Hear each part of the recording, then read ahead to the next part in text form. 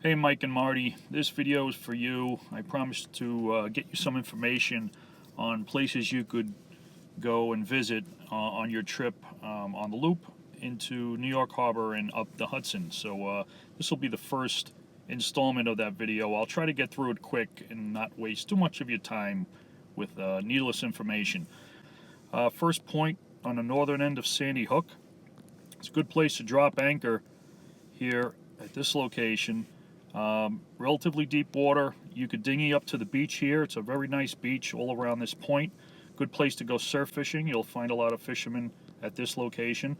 You might get hit with some wakes from boats going in and out of the channel, but it does calm down a little bit at night. I don't know how safe I'd feel doing this during an overnight stay.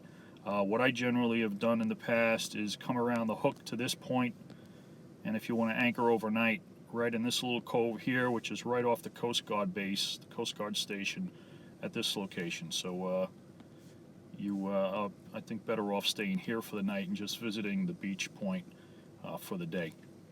Another nice area, you could also dinghy up to shore here and walk around the point. Just avoid the Coast Guard station grounds, which is pretty much covers this area here. So Sandy Hook is a National Park Service national park. It is an open museum. They have some old missile launch sites that you could visit on these grounds. You can find more information on the internet and check that out. All this is all open beaches where a lot of beachgoers go and enjoy the day in the sand. Nice. It's a pretty nice beach. The water's relatively clean on the Atlantic Ocean. All right, Sandy Hook Bay. As you're coming in, this point here, this is a naval munitions pier. You need to steer clear of this pier. It'll be surrounded by white buoys. You don't want to venture on the inside of those white buoys, or you will be approached by a Navy gunship that wouldn't be too happy about seeing you getting that close to the Navy pier. So just be aware of that. Watch out for some fish traps that are dotted around in this bay here. For most of Sandy Hook Bay, you have pretty deep water. You can go exploring. Just watch out. Some of these little coves here may not be exactly as they're depicted here on Navionics, as Hurricane Sandy washed a lot of the shoaling away, so the depths may be a little bit different. So just be aware of that and go slow in this area here. Coming into the inlet towards the river, which is called the Shrewsbury and the Navesink Rivers. You follow the buoy channels in. You'll pass some marinas. There'll be some restaurants. You get closer to the inlet on this end, and there's a few nice restaurants along here that I've featured on some other videos. This one here is Proving Ground, nice place to go. But here, this area right here is another nice place to drop anchor. You get really strong tides here, so just make sure you have enough rode out. But a good place to anchor. You got deep water, very close to shore. You could dinghy up to the bay side of the beach here, this Plum Island area. Drop your dinghy around this spot. You could actually walk trails through here if you wanted to visit the Oceanside Beach, where the public beach area and parking is there. But a lot of people just sort of hang out around here also. But another nice place to stay. You can stay here overnight, but with the currents, it's a little nerve-wracking to be this close, because you got a lot of strong current coming in and out of here, being it gets so narrow. More restaurants down this way, plenty of gas stocks along the run. You could get a pump out. The provisions are minimal around here, other than what they may sell right at the gas stocks, which maybe some beer, soda, water, some sandwiches, but nothing too fancy. If you wanted to venture down in the river a little bit more, again, along the coastline, there's some marinas, there's some restaurants down further this way. Place I've stayed that's pretty interesting is right along here as you turn into Navesink River. If you follow the channel in, right here, this point is a place I anchored overnight. A lot of boats come here to spend the weekend. It's relatively protected. It's a little skinny here. You don't have a whole lot of room. Water is deep enough though. But this little island sandbar here at low tide becomes visible, and you could dinghy up to it. And it was nice to spend a couple hours on this also. On the north side here, there's a pier and a small beach right here where you could take the dinghies up. Great place to take the dogs. This is a walking park. It's some sort of a state park or something. I don't know that much about it, but it was a nice place to get on land and walk around as we anchored. We did stay here a couple nights, and it has very good holding in this spot here, and you're sort of protected by the sandbar and then the mainland on the north. All right, I don't know if you want to go any further in. You could follow the channel down. Just be very tight in the channel because they're pretty narrow. And then you get in under the Oceanic Bridge, which is about 22 feet high. It does open if you need it. I don't think you're going to need it. As you just come in here, there's a restaurant down in this area here. Salt Creek Grill, nice place to visit. Just follow the day marks here coming into the channel if you wanted to visit this place. They got a nice long pier, plenty of space on a fixed dock to tie off to. Be aware of anywhere in here if you're tying up, if it's a fixed dock, the tide is a good 5-6 feet. So just give yourself a lot of slack in the lines. This whole bay over here in the Rumson area going towards Red Bank, it's all pretty deep water. You should be able to drop anchor anywhere in here and spend the night. You might get some wakes from passing boats, but you know, it's a nice place to visit in here. The town of Red Bank is a nice little town to visit. You'd need to actually get a transient slip. This Irwin Marine, I suggest going here if you want to go into the town of Red Bank.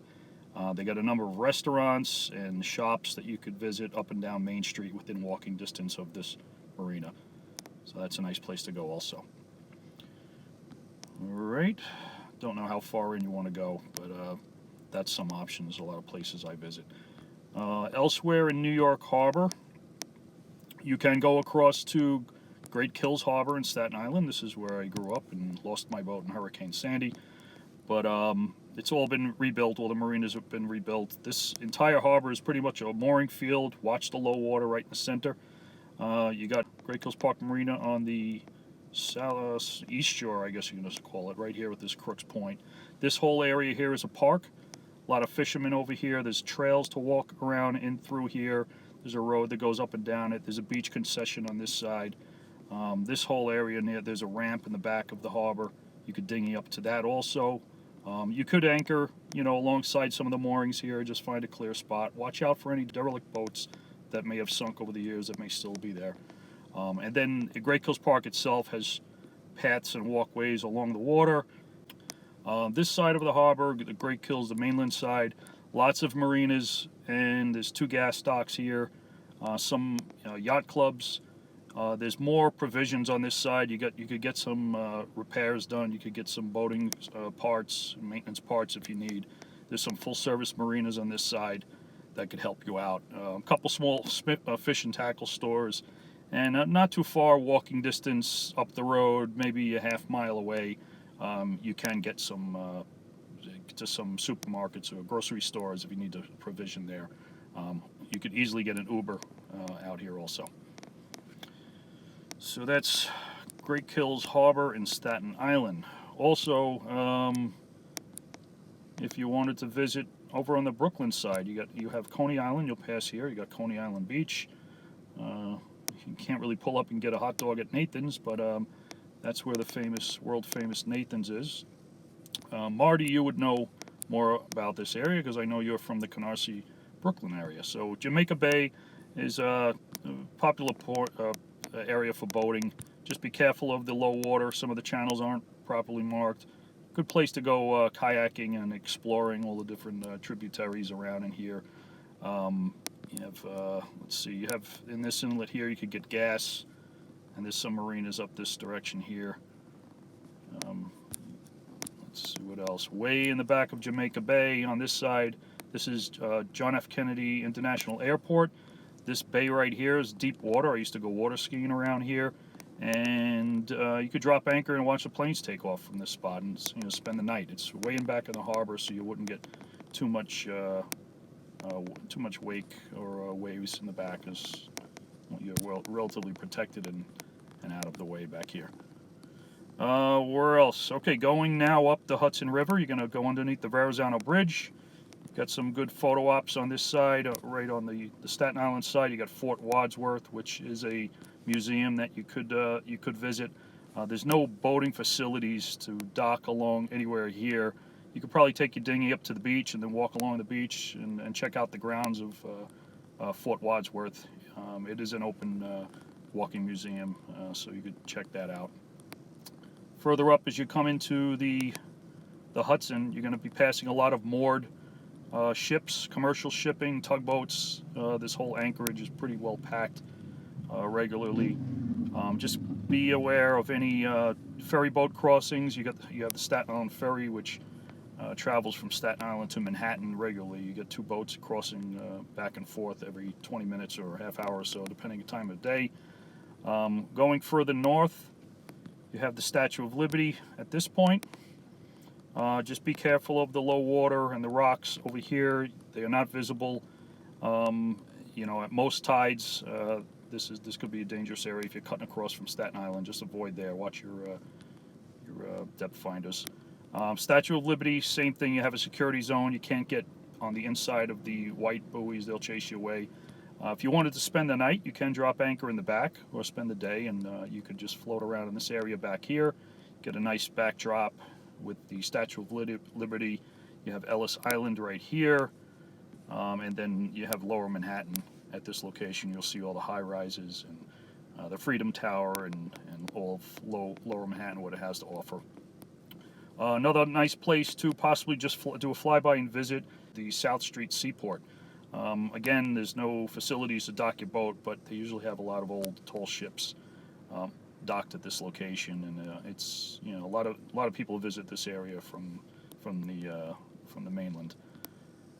Let's see. You're looking for gas in this area. The only one I know of is here at Liberty Landing, right across from Manhattan.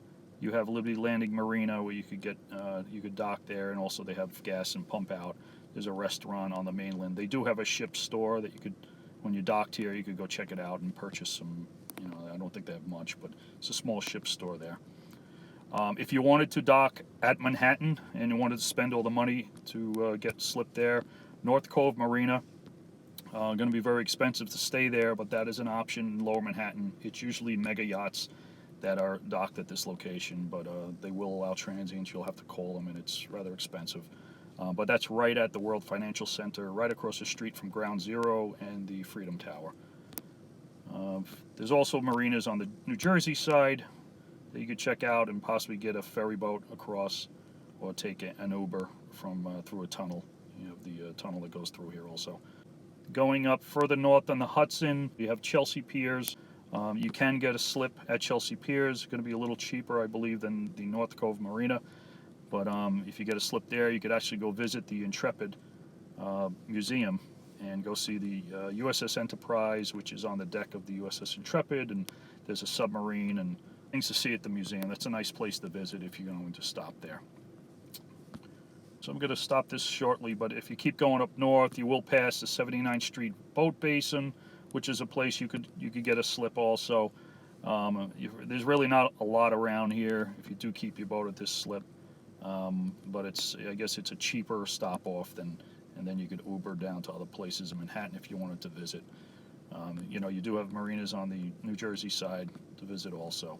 And now you're getting close to, let's see, George Washington Bridge and the tip of Manhattan over this way. Now the very tip of Manhattan, this is called the Harlem River, and it does have one swing bridge for a train that will open on demand. You know, you can go around Harlem River if you wanted to circumnavigate Manhattan. You could do so by following the river all the way around. It connects eventually up to the East River. This point right here is called Hell's Gate for a good reason. It's you could have some very strong tides and currents in this location. You have the Long Island Sound coming up this way. You have the Harlem River going to the Hudson this direction, and this is the East River here. So you have a lot of different currents flowing around in this whole area, so just be careful of that. Out this direction, this goes out towards the Long Island Sound, all the way out to, you know, you could get to Connecticut up this direction here. So just an FYI. Alrighty, so I'm going to end this video here, and I'll pick up further north of the George Washington Bridge in another video. If you have any questions, let me know, and I'll do my best to answer them. Good luck.